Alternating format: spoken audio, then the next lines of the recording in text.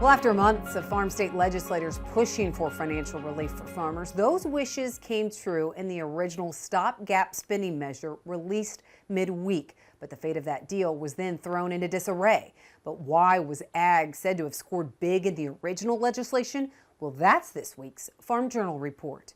A last-minute effort to avoid a government shutdown took center stage in Washington this week. We worked really hard to achieve consensus on a bill that responsibly funds the government into March of next year. A bill more than 1,500 pages in length, and the initial language showed agriculture could be poised to score big. It's just cash infusion at the time where now a number of farmers will be able to get cash flow loans next year. The stopgap spending bill would last through March 15th. And when it comes to ag, the bill includes $31 billion in total aid for producers. That includes $10 billion in direct payments and $21 billion in disaster aid for farmers and ranchers. The measure that brought a bit of a surprise was year-round E15, but the measure also included a one-year extension of the 2018 Farm Bill, but without an increase to reference prices. This shows the muscle of the ag sector, not only farm state lawmakers, but commodity and farm groups and also agricultural bankers. The biggest benefit for ag, according to Farm CPA Paul Neiffer,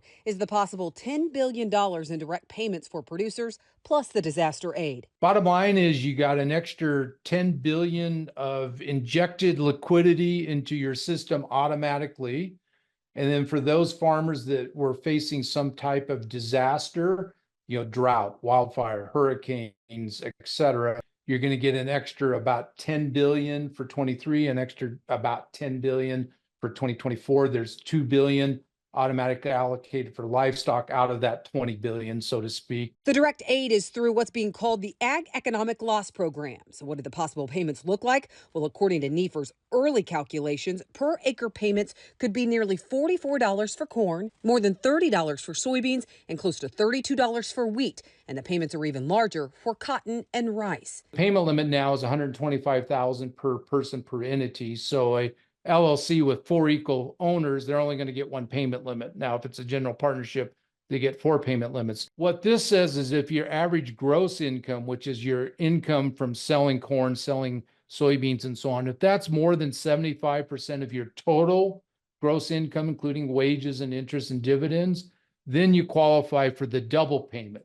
In total, it's $10 billion in direct payments, which is severely scaled back from the earlier proposal in the Farm Act. It's similar, but they throttled it back because the Farm Act originally scored a little over $20 billion. And this is, this is $10 billion. AgWeb conducted a poll of farmers asking if Congress should approve economic aid for farmers before year end. Out of the 2,500 farmers who responded, 71% said yes. But when it comes to payments, not everyone thinks the infusion of dollars in the ag economy will be good for farmers. It is needed.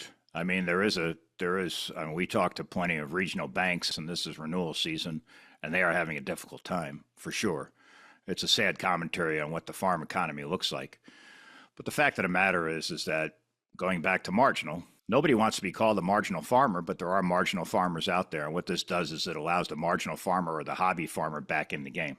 Peter Meyer is the crops economist for Muddy Boots Ag. He thinks the inflation cycle in ag actually started with the market facilitation program payments. So now you have direct payments, which it's probably going to end up in the pockets of your input supplier, right? Because your input supplier is not going to lower his or her prices because now they know you have a few extra dollars in your pocket.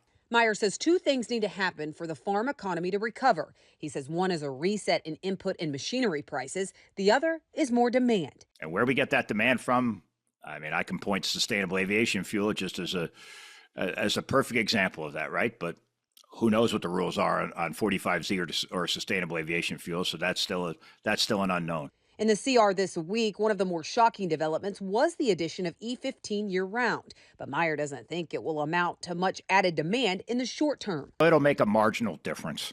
And by that, I mean, it really has to do with infrastructure, and it always has to do with distribution. Paul Hughes is chief agricultural economist for S&P Global Commodity Insights. He agrees that the short-term impact will be minimal. One reason is because of the strong ethanol exports the U.S. is already seeing. I think it's fair to say right now that the USDA, all things the same before this, is too low on ethanol already, at least by 50 million bushels.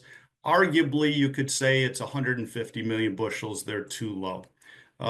This would certainly increase that. I would say maybe by another 1% or more. I probably wouldn't go more than that in this year. He says 1% would be about 50 million more bushels of corn. But as time goes on, and if ethanol continues to pull its weight as far as the economics are concerned, 3 or 4 or 5 years from now, this could be a something that really moves the needle as far as ethanol production and corn demand from the ethanol sector. The entire spending measure had bipartisan support after it was released, but by Wednesday afternoon, it hit a snag. President-elect Donald Trump and Vice President-elect J.D. Vance releasing a statement on X Wednesday urging Congress to not pass a spending bill with so much pork. In the statement, the incoming administration said, quote, Republicans want to support our farmers, pay for disaster relief, and set our country up for success in 2025. The only way to do that with a temporary funding bill is without Democrat giveaways combined with an increase in the debt ceiling. Anything else is a betrayal of our country, end quote. The battle in Washington this week could be a signal of what's ahead, as spending will be in the spotlight during the upcoming Trump administration. Now, Meyer pointing out, as things set today, margins for row crop farmers look even worse for 2025. So this debate isn't going anywhere. Well, when we come back, it's a glimpse of ag around the globe. That's next.